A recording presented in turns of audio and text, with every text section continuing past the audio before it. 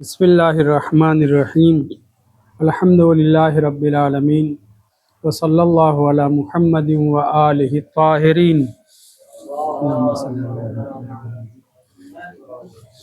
ولعنۃ اللہ علی اعدائہم اجمعین۔ بسم اللہ الرحمن الرحیم۔ یا ایہا الذین آمنوا اذا قمتم الی الصلاۃ فاغسلوا وجوہکم وایدیکم الی المرافق وامسحوا برؤوسکم وارجلکم الی الکعبین وإن كنتم جنبا فاطہروا وإن كنتم مرضى أو على سفر أو جاء أحد منكم من الغائط أو لامستم النساء فلم تجدوا ماء فتيمموا صعيدا طيبا وامسحوا بوجوهكم وأيديكم منه ما يريد الله ليجعل عليكم من حرج ولكن يريد ليطهركم وَلِيُتِمَّ نِعْمَتَهُ عَلَيْكُمْ لَعَلَّكُمْ تَشْكُرُونَ۔ سورہ مائدہ کی آیت نمبر 6 اور 7 پہ گفتگو چل رہی ہے۔ اس آیت کو آیت وضو بھی کہا گیا ہے، آیت غسل و تیمم بھی۔ جو شخص نماز کا ارادہ کرے اس کے لیے لازم ہے کہ وہ وضو کرے، یعنی طہارت حاصل کرے۔ اگر پانی نہیں مل رہا ہے تو اسے تیمم کرنا ہے۔ خداوند متعال صاحبان ایمان کے اوپر سختی، عسر و حرج نہیں چاہتا، بلکہ وہ اپنی نعمت مومنین کے اوپر منزل کمال و تمام تک پہنچانا چاہتا ہے۔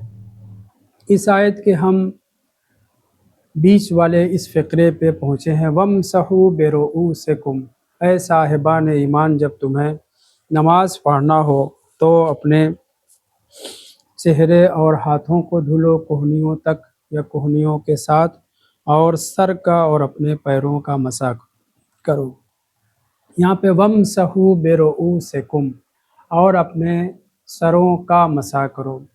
اس آیت میں ایسے نہیں ہے وَامْسَحُوا رُؤُوسَکُمْ، بے کے ساتھ ذکر ہوا ہے۔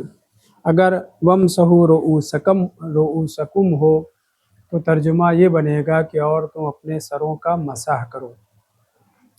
اور جب سروں کا مسح کہا جائے گا، عمومی طور پر اطلاق پایا جائے گا، تو اس میں پورا سر شامل ہو جائے گا، یعنی سر کے مسح پورے سر کا ہونا چاہیے۔ لیکن اس آیت کے ذیل میں وارد معصومین علیہ السلام کے بیانات کی روشنی میں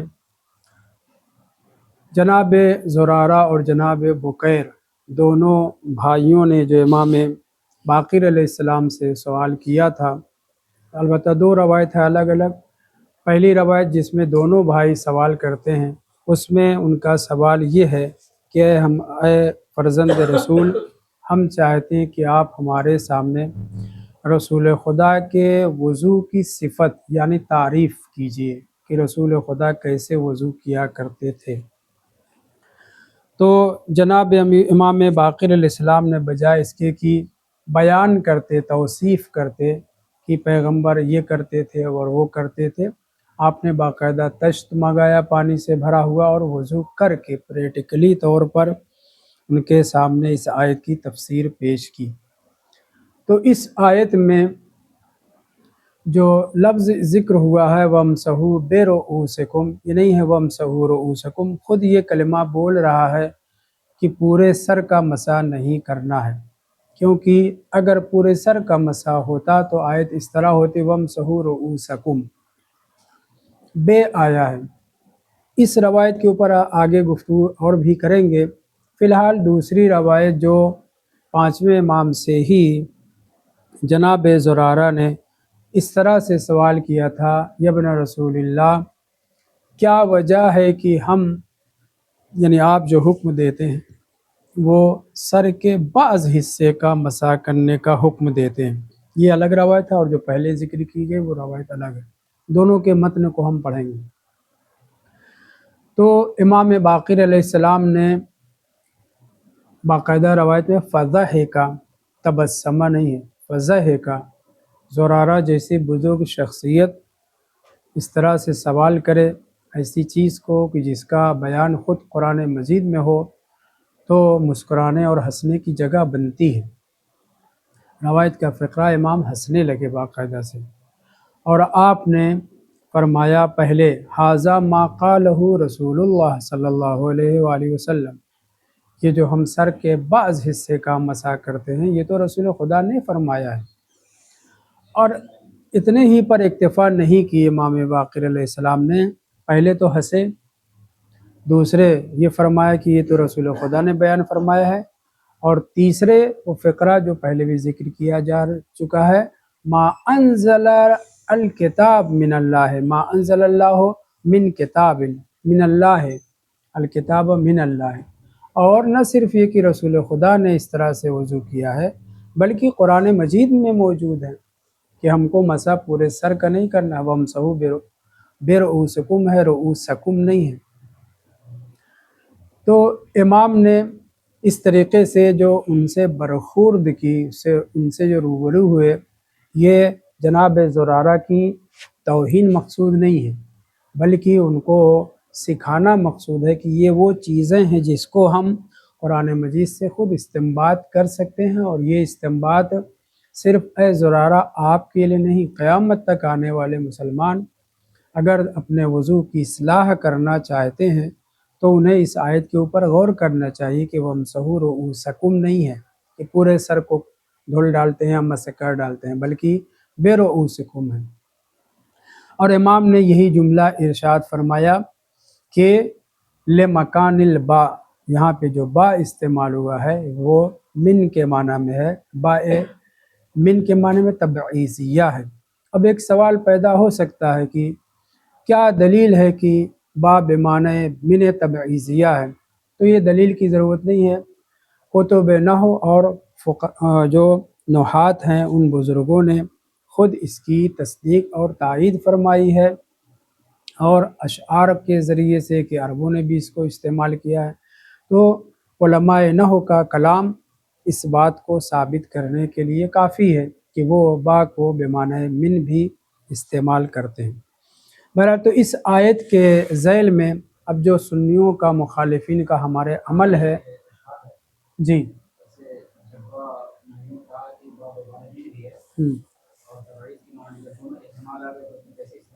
نہیں، امام نے احتمال نہیں دیا۔ ہاں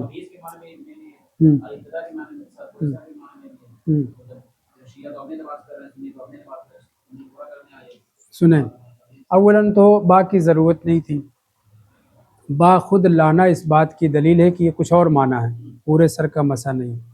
دوسرے یہ کہاں سے طے ہوگا کہ با بمعنی من ہے؟ یہ نحو بتائے گا، علماء نحو بتائیں گے۔ اور یہ کہ سنیوں کا یہ کہنا، احتمال دینا کہ یہ بھی احتمال ہے یہ بھی احتمال ہے، یہاں نہیں چلے گا، کیونکہ آیت جب نازل ہوئی تھی تو پیغمبر اسلام نے عمل کر کے بتلایا تھا، اور جب عمل کر کے بتلایا ہے تو پھر یہ کہ با زائدہ ہو، با کسی اور معنی میں احتمال آیا تو استدلال باطل ہو گیا، نہیں۔ ہم آیات کے معانی اور مفاہیم کو عمل معصومین علیہ السلام سے سمجھتے ہیں، سر فہرست رسول اسلام کے عمل سے، اور رسول اسلام نے وضو کر کے بتلایا، ہاتھ کہاں سے کہاں تک دھلا، سر کا مسح کہاں سے کہاں تک کیا، ایک دو مرتبہ نہیں، بارہا لوگوں نے دیکھا۔ اور تعلیم دینے کے لیے اس آیت کے نزول کے بعد، سورہ مائدہ آخری سورہ ہے نزول کے اعتبار سے، اور اس آیت کے نزول کے بعد وضو کر کے بتلایا، لہٰذا یہ کہ لغوی شوشہ چھوڑ کر کے اور احتمالات دے کر کے ہم کسی مطلب کو دوسرے مطلب کی طرف اور استدلال کو باطل کرنا چاہیں، نہیں ہو سکتا، یہ ایک بات۔ دوسرے، ہم پہلے بھی کہہ چکے ہیں کہ وضو کے سلسلے میں ہمارے پاس آیت تو ہے ہی، روایات کثیرہ موجود ہے ایک ایک جز کے لیے۔ تیسرے، سیرت مستمرہ علماء اور مومنین، پیغمبر کے زمانے سے مومنین جو عمل کرتے آئے ہوئے ہیں وہ اسی طریقے سے جیسے رسول اسلام کیا کرتے تھے علیہ السلام، لہٰذا اولاً تو یہ تو ہو گیا مسلمانوں کی نسبت، ہمارے لیے کیا ہے؟ حجت ہے قول اور فعل اور تقریر معصوم علیہ السلام، پانچویں امام اپنے بزرگ اصحاب کے سامنے رسول خدا کے عمل کو ریپیٹ کر کے بتلا رہے ہیں کہ دیکھیے وضو ایسے کرنا ہے۔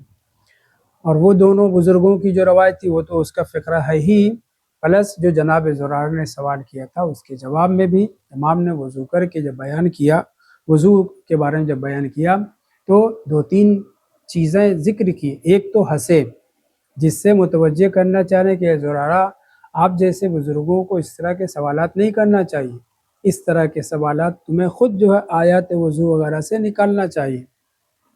وَامْسَحُوا رُؤُوسَكُمْ ہوتا تب سر کا مسح پورا ہوتا، بِرُؤُوسِكُمْ ہے، بِرُؤُوسِكُمْ ہے، خود بول رہا ہے کہ یہاں پہ پورے سر کا مسح نہیں ہے۔ دوسرے رسول خدا کا قول، تیسرے قرآن مجید کی آیت نازل ہوئی ہے، اور اس کے بعد امام نے کہا کہ رسول اسلام نے وضو کرنے کے بعد، وضو عملی طور پہ کرنے کے بعد کہا تھا یہ وہ وضو ہے کہ جس کے بغیر نماز قبول نہیں ہوگی، مگر فَضَيَّعَهُ لوگوں نے اس کو ضائع کیا۔ تو اب اس میں لوگوں نے جب ضائع کیا ہے تو اس میں نہ رسول خدا کا کوئی دوش ہے، نہ آیت قرآن کا، نہ عمل اور سیرت معصومین علیہ السلام کا۔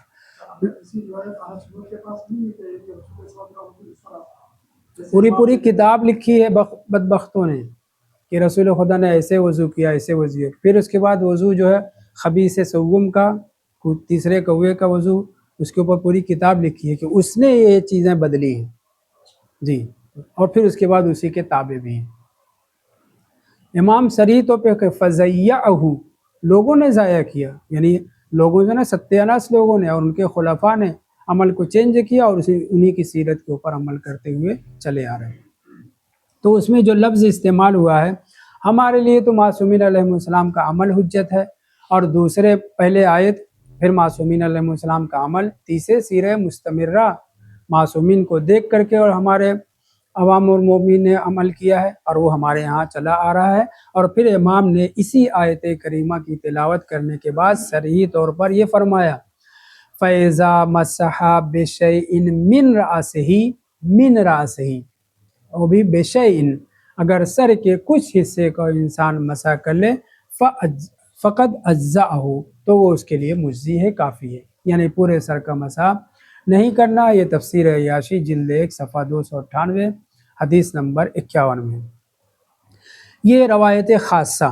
دوسری روایت خاصہ جو بھی زرارہ والی میں نے ذکر کیا ہے اس میں امام نے صاف لفظوں میں کہا یا زرارہ قالہ رسول اللہ وانزل بہ الکتاب من اللہ تعالی، اور پھر اسی آیت کریمہ کی تلاوت کرنے کے بعد ایک جملہ پھر فرمایا۔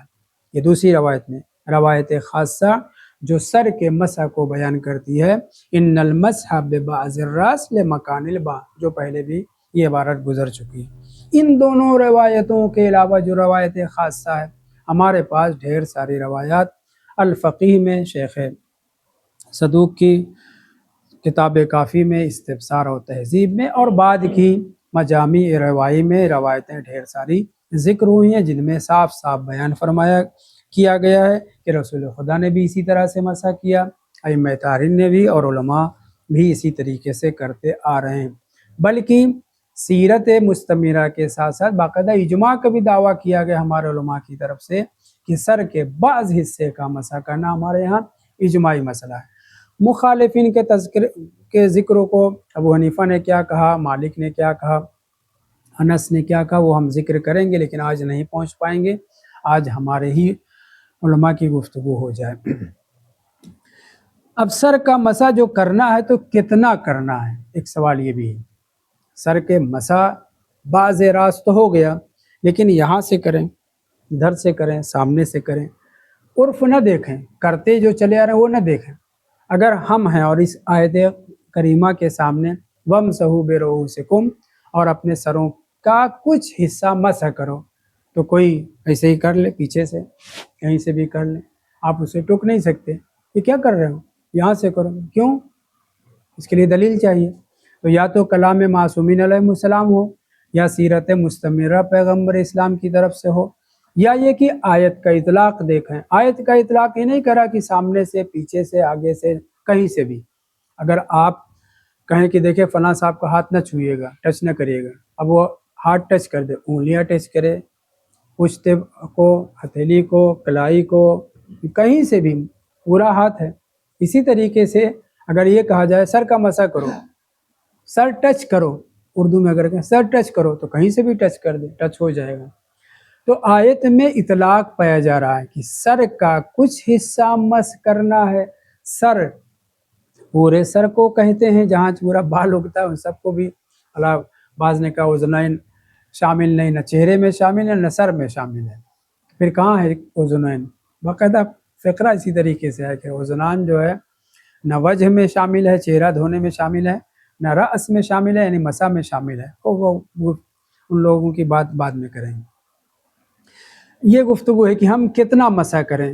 تو فتویٰ جو بزرگوں کا رہا ہے روایات کی روشنی میں وہ یہ ہے کہ 3 انگلیاں اور وہ بھی مضمون متصل مسح کرنا ہے، مقدم راس پر یعنی سر کے ابتدائی حصے پر۔ اس ابتدا کو سمجھنے لیے مقدم الراس سمجھنے کے لیے ہمارے پاس دلیل ہونا چاہیے۔ قرآن کی آیت میں اطلاق پایا جا رہا ہے، واضح ہے، مقدم الراس کے لیے دلیل چاہیے۔ 3 انگلیاں اس کے لیے دلیل چاہیے۔ پورے ہاتھ سے بھی مسح ہو سکتا ہے کیونکہ مسح کہا گیا ہے، مسح انسان ہاتھ سے کرتا ہے، پیر سے تھوڑی مسح کرنا ہے، پیر سر کا مسح، تو اس کے لیے بھی دلیل چاہیے۔ آگے بڑھتے ہیں، پہلے یہ دیکھتے ہیں کہ معصومین علیہم السلام کے بیان کی روشنی میں آیت میں نے کہا اطلاق پایا جا رہا ہے کہ اپنے سروں کا مسح کرو۔ ابھی اپنے سروں کا جو مسح کرو کچھ حصے کا، تو فرماتے ہیں امام محمد باقر علیہ السلام، اللہم صلی علی محمد وعلی محمد، یجزی من مسح الرأس موضع 3 اصابع۔ آیت میں روایت میں اس طرح سے آیا ہے کہ 3 انگلیوں سے سر کے مغز، سر کے حصے کو مسح کرنا ہے۔ اب یہاں پہ مضمومہ کا لفظ استعمال نہیں ہوا، بس اتنا ہے موضع 3 اصابع۔ تو اب اس امام کے اس بیان کی روشنی میں اگر ہم دیکھیں تو یہ تو ہو گیا کہ ہمیں 3 انگلیوں سے مسح کرنا، 4 ہو جائے 5 ہو جائے مطلب مشکل نہیں ہے، لیکن مجزی کتنے ہیں؟ کم سے کم 3، یعنی 2 انگلیاں نہیں ہو سکتی، 1 انگلی سے جو مسح نہیں ہو سکتا۔ فی الحال اس روایت سے جو واضح ہوتا ہے وہ یہ ہے کہ اماموں نے 3 انگلیوں سے مسح کرنے کی بات کہی ہے، اور یہ روایت صحیحہ ہے۔ معمر ابن عمر نام کے امام کے صحابی تھے، ثقہ تھے، قابل اعتبار تھے، انہوں نے اس مطلب کو بیان کیا ہے، امام کے اس کلام کو بیان کیا ہے۔ اب یہاں پہ آ کر کے علماء میں اختلاف ہوا۔ یہی ایک روایت نہیں، اور بھی روایت ہے۔ اختلاف کیا ہے؟ بعض کہتے ہیں 3 انگلیاں منضم ہونا چاہیے، اور پھر اس کے بعد منضم ہونے کے ساتھ ساتھ بعد نے کہا واجب ہے۔ بعض دوسرے کہہ رہے ہیں کہ منضم ہونا واجب نہیں ہے، اور پھر 2 انگلیاں بھی کفایت کرتی، 1 انگلی کی مقدار کے برابر بھی کفایت ہے۔ تو یہ اختلاف کیوں ہے؟ روایات میں اختلاف کی بنیاد پر۔ خوب، تو کہہ رہے ہیں کہ 3 انگلیوں سے مسح کرنا یہ روایات سے ثابت ہے، اور ہمارے علماء، مشہور علماء کا یہی فتویٰ رہا ہے، انگلیاں 3 کم سے کم ہونا چاہیے، اسی پہ مسح قائم ہے، اور مگر اسے واجب قرار نہیں دیا ہے، یعنی 4 انگلیاں 5 انگلیاں بھی استعمال ہو، کوئی حرج نہیں ہے۔ البتہ جناب شیخ صدوق رضوان اللہ تعالیٰ علیہ کی میں نے عبارت نقل کی ہے، وہ تو غوا سے روایت تھے، غوا سے بہار روایت تھے، لیکن اس کے باوجود ان کے فتوے میں اور روایات جو نقل کی ہے اس میں تھوڑا سا اختلاف پایا جاتا ہے۔ آپ فرماتے ہیں، عبارت یہ، حد مسح الراس، سر کے مسح کرنے کی مقدار، محدود مقدار کتنی ہے؟ ان تمسح ب3 اصابع مضمومہ، متصل ہونا چاہیے 3 انگلیاں، وہ بھی من مقدم الراس، سر کے ابتدائی حصے سے۔ اولا تو موضع مسح کیا ہے؟ سر ہے۔ مقدم راس یہ قید لگائی، 3 انگلیاں منضم ہونا چاہیے بھی، یہ ان کے نزدیک واجب ہے، فتویٰ وجوب کا دیا ہے، لزوم کا دیا ہے۔ مگر ہمارے 2 بزرگ جو ایک دوسرے کے استاد اور شاگرد تھے، جناب سید مرتضیٰ اور شیخ توسی کی میں عبارت نقل کر رہا ہوں، وہ فرماتے ہیں کہ یہ جو حکم دیا ہے کہ مقدم راس سے 3 انگلیاں ضمیمے کے ساتھ ہونا چاہیے، تو ہم یہ تو مانتے ہیں کہ مقدم راس ہونا چاہیے، دوسری روایات سے استنباط ہونا ہے، 3 انگلی ہونا چاہیے کم سے کم، یہ بھی درست ہے، لیکن والمسح بالراس لا يجوز اقل من 3 اصابع مضمومہ، یہ صحیح ہے، مگر मअल अख्तियार, ये फतवे में फ़र्क हो गया जनाब शेख तूसी के और शेख सदूक रिजवानुल्लाह ताला अलैह। वो कहते हैं 3 उंगलियां मिली हुई और मुक़द्दम रास पे वाजिब है, ये कहते हैं हाँ मैं भी कहता हूँ कि वाजिब है, तीनों उंगलियां मिली होनी चाहिए, लेकिन ये वो जो मअल अख्तियार है, अगर हालत तक़य्या ना हो, अगर उंगलियां कटी हुई ना हो, अगर और कोई वजह हो जिसकी वजह से आप 3 उंगलियां मिला करके मुक़द्दम रास से मसा नहीं कर सकते तो वाजिब नहीं है। वाज़ेह हुई बात। फ़र्क क्या हुआ, वहाँ मअल अख्तियार ये क़ैद लगा रहे हैं, शेख सदूक ने कहा अलल इतलाक़, मुतलक तौर पे 3 उंगलियां मुत्तसिल हो करके करना चाहिए। मुक़द्दम सब ने कहा है, रुके रुके रुके, उस इतलाक़ को हम पहले बयान कर चुके। आयत में इतलाक़ पाया जा रहा है, मुक़द्दमुर रास नहीं ज़िक्र हुआ है।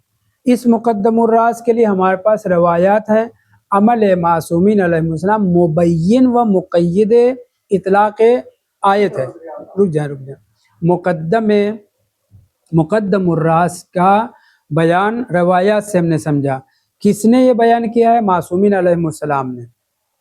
फतवे में मैं गुफ्तगू कर रहा था कि ये 3 उंगलियां वाजिब हैं, मुंज़म होना चाहिए, ये लुज़ूम, ये वजूब शेख सदूक कायल हैं। शेख तूसी भी इसके कायल हैं, मगर एक फ़र्क के साथ कि मअल अख्तियार, उंगली मसलन कटी हुई हो, तक़य्ये का मोरिद हो, ऐसी जगह ठंडक है मसलन, हत्ता ठंडक की वजह से कि अगर आदमी तीनों उंगलियों से मुंज़म नहीं मसा कर सकता तो एक उंगली 2 उंगली के ज़रिए से मसा करना भी किफ़ायत करता है। मुक़द्दमुर रास ये मासूमीन अलैहिस्सलाम ने बयान किया है, और इस बयान मासूमीन अलैहिस्सलाम अमल मासूमीन अलैहिस्सलाम से आयत का इतलाक़ मुक़य्यद होगा। यानी क्या, आयत कहीं से भी सर का मसा करिए, ये इससे पता चलता है। इस इतलाक़ को, उमूमियत को मुक़य्यद करेंगे, ख़ास करेंगे किसके ज़रिए से? कलाम मासूम अलैहिस्सलाम के ज़रिए।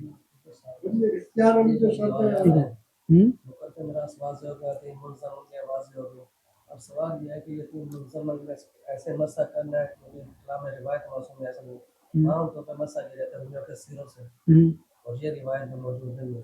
मसा कैसे करना चाहिए? तीनों कामिल उंगलियों से या सिरों से? सवाल इनका ये है, ये 3 उंगलियों के सिरे से मुंज़म 3 उंगलियां ऐसे मसा करना चाहिए मुक़द्दमुर रास, या ऐसे? इसमें हम आगे गुफ्तगू करेंगे। कलाम मासूमीन अलैहिस्सलाम में इशारा मिला है कि 3 उंगली मिली होना चाहिए, लेकिन 3 उंगली मिली होनी चाहिए, पट इसकी कैद नहीं पता चलती।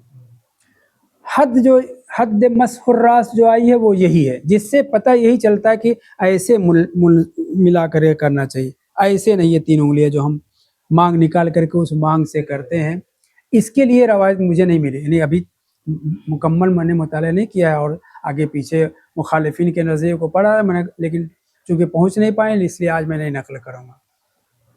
तो ये जो मांग में से हम 3 उंगलियां मिला करके ऐसे करते हैं, ये बज़ाहिर इश्काल है। बज़ाहिर इसलिए कह रहा हूँ, मुकाबिल में दूसरे फतावा भी हैं कि अगर एक उंगली से मसा करे ठंडक की वजह से, खौफ की वजह से, तक़य्ये की वजह से, हत्ता ठंडक, तो किफ़ायत करता है। अगर ये किफ़ायत करता है तो फिर इनके सवाल का जवाब हो गया क्या, कि अगर ये 3 उंगली मिली हुई ऐसे मांग से ऐसे कर रहे हैं, किफ़ायत करेगा। क्यों? क्योंकि एक उंगली से अगर जायज़ है तो 3 उंगली मुंज़म अगर उतनी कर रही तो किफ़ायत करेगा। अलबत्ता इसके ऊपर गुफ्तगू आइंदा करेंगे।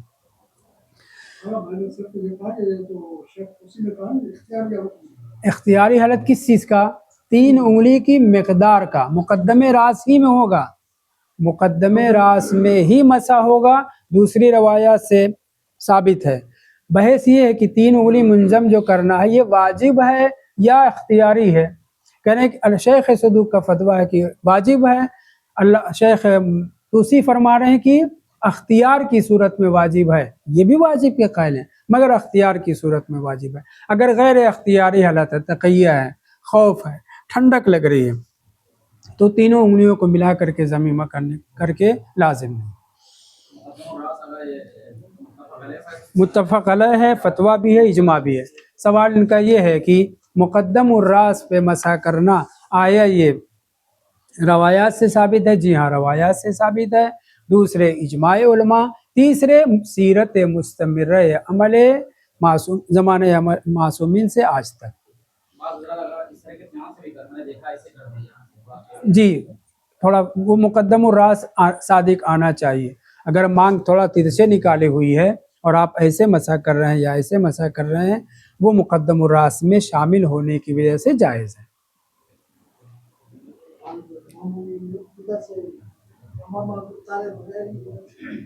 نہیں وہاں سے نہیں ہے، مقدم الراس یہ حصہ ہے. اگر آپ کے سامنے کھوپڑی مثلا رکھ دی جائے اور آپ سے کہا جائے کہ اس کا 1/4 بتاؤ ربع الراس، تو کیا ہوگا؟ وسط تو نہیں ہوگا نا، وسط کے بعد. تو اس لیے اگر ایسے یہاں پہ ایسے ہی خالی جگہ اسے آپ ایسے مسح کر لیں، کفایت نہیں کرے گا. مقدم الراس صریح طور پر روایات صحیحہ میں ذکر ہوا ہے. وہ عبارت میں پڑھ دیتا ہوں. المسح فرماتے ہیں، کس کا کلام ہے یہ؟ جی جناب شیخ طوسی کا. فرماتے ہیں کہ اگر ٹھنڈک وغیرہ کتاب النہایہ میں صفحہ نمبر 14 پر المسح ببعض الراس هو الواجب، بعض الراس کا مقدم الراس کی گفتگو ہو چکی. مقدم راس تو واجب ہے ہی ہے، مقدم الراس میں بھی بعض راس کا مسح کرنا واجب ہے. والافضل، افضل یہ کہ تینوں انگلیاں ملی ہوئی ہو اس کے بعد کریں. لیکن اگر انسان ٹھنڈک کی وجہ سے یا انگلیاں مثلا کٹی ہوئی ہے یا کوئی دیکھ اور نہ رہا ہو، تقیہ وغیرہ کا مورد ہو، یا دوسرے لفظوں میں غیر اختیاری صورت میں ایک انگلی سے بھی مسح جائز ہے.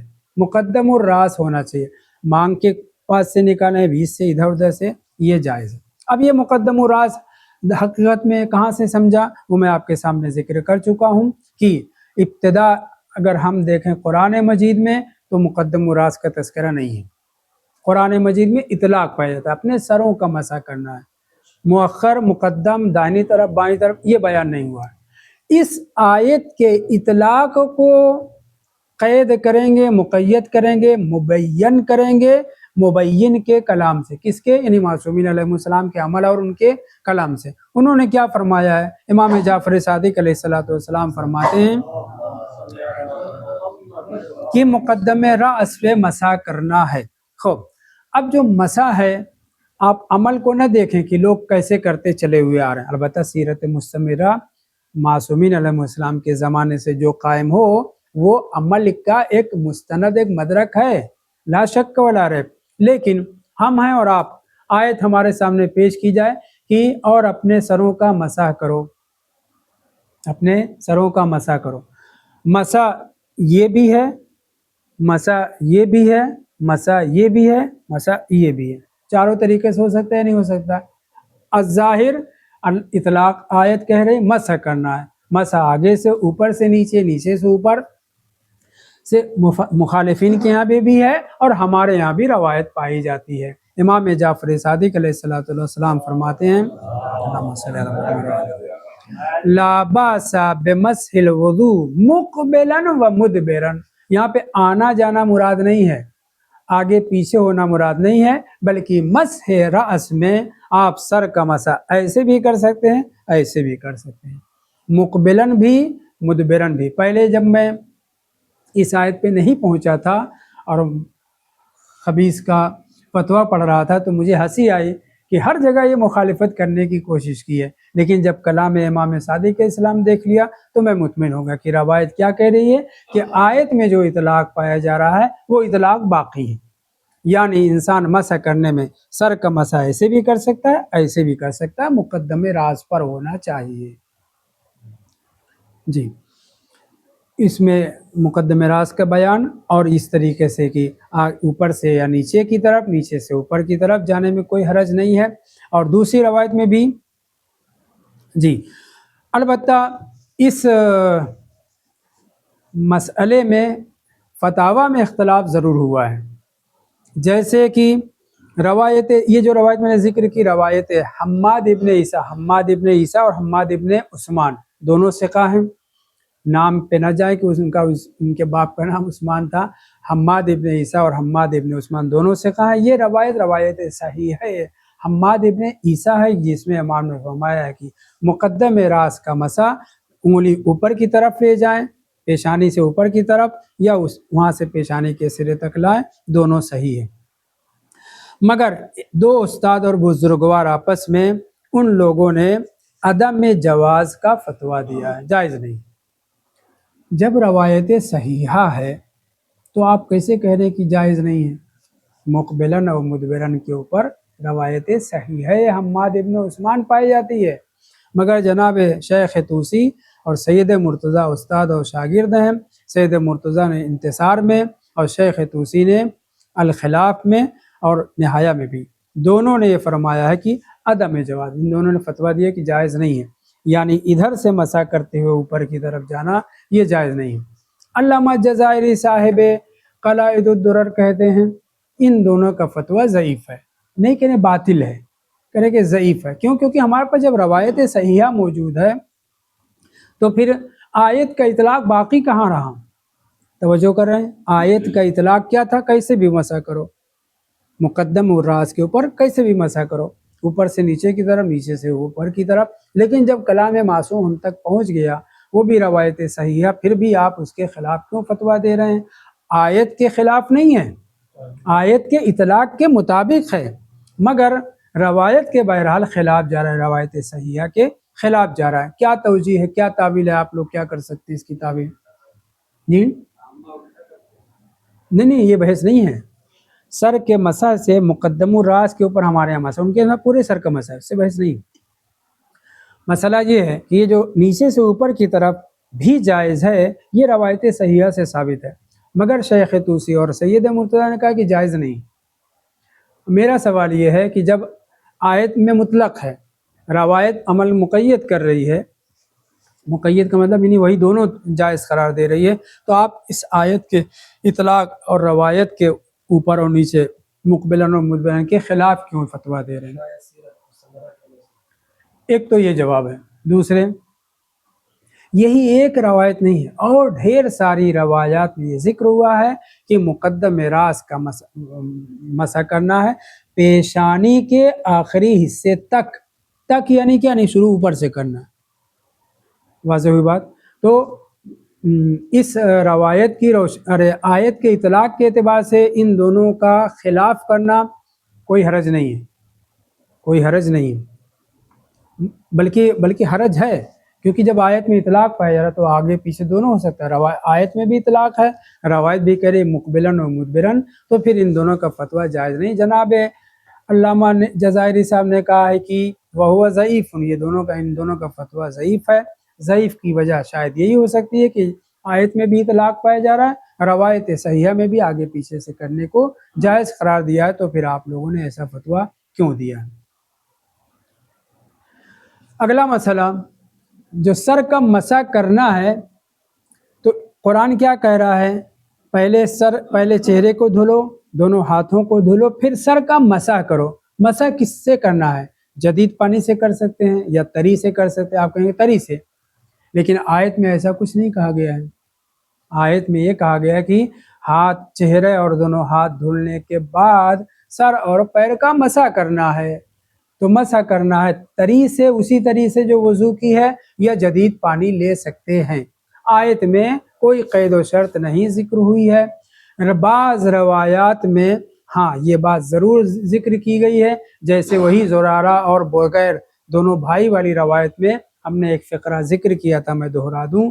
वो फरमाते हैं लम युहदिस लहा माअन जदीदन, सर के मसा और पैर के मसा की बात में इमाम बाक़िर अलैहिस्सलाम ने इन दोनों भाइयों से ये फरमाया था, लम युहदिस लहा, यानी सर के मसा और पैर के मसा के लिए जदीद पानी नहीं ले सकते, सरी तौर पर हुक्म पाया जाता है।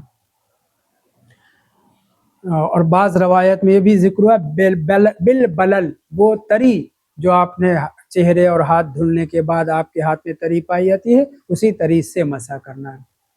एक चीज़ और ज़हन में आ सकती है कि वमसहू बिरुऊसिकुम व अर्जुलकुम में असल तरी और पानी और बगैर पानी का कोई मसला ही नहीं है। मसा का है, मस सूखा हाथ से मसा करें, गीले हाथ से मसा करें, जदीद पानी ले करके मसा करें, क्या कहते हैं आप लोग? हाँ रुके मैं आयत की बात कर रहा हूँ। आयत में ये भी तो जिक्र नहीं हुआ कि तरी हो, बस इतना कह सकते हैं कि बिला फसल जिक्र होने की वजह से वाव के साथ वमसहू बिरुऊसिकुम व अर्जुलकुम इलल काबैन, ये कह रही है कि आपका जो हाथ वो सर का जो पैर का मसा करना है वो चूंकि फौरन है लिहाजा उसी तरी से होना चाहिए, मगर आयत में ذکر نہیں ہے نہ تو طریقہ نہ جدید پانی لینے کا، اس لیے مخالفین نے ہمارے یہ کہا ہے کہ جدید پانی لے کر کے آپ مسح کر سکتے ہیں۔ ہمارے علماء اور روایات میں بھی ہے کہ اسی طریقے سے جو ہاتھ میں باقی ہے اسی طریقے سے سر کا بھی مسح کرنا ہے، اور باقاعدہ عبارت میں آیا بھی ہے، عبارت میں یہ ہے روایت میں۔ کہاں چلا گیا؟ شاید میں نے وہ روایت نہیں لکھی ہے، بہر اس میں یہ ہے بکیر اور زرارہ والی روایت میں ہے لم یحدث لہا ماء جدیدا، مسح کرتے وقت جدید پانی نہیں لے سکتے۔ اور نہ صرف کی روایات بلکہ آیت کے اطلاق میں بھی قید کون بیان کرے گا؟ معصومین علیہ السلام کا عمل، سیرت مستمرہ معصومین کے زمانے سے، اور ایک مسئلہ اور اجماع ہے کہ تری جو ہاتھ میں باقی ہے اسی سے آپ کو مسح کرنا ہے، جدید پانی نہیں لینا ہے۔ ہاں وہ روایت مل گئی، وہ روایت یہ ہے کہ امام فرماتے ثم مسح بما بقی فی یدہ رأسہ، جو ہاتھ میں تری باقی ہے اسی تری سے آپ کو سر کا بھی مسح کرنا ہے اور اسی سے پیر کا بھی مسح کرنا ہے۔ انشاءاللہ بقیہ گفتگو آئندہ کریں گے۔ والحمدللہ رب العالمین۔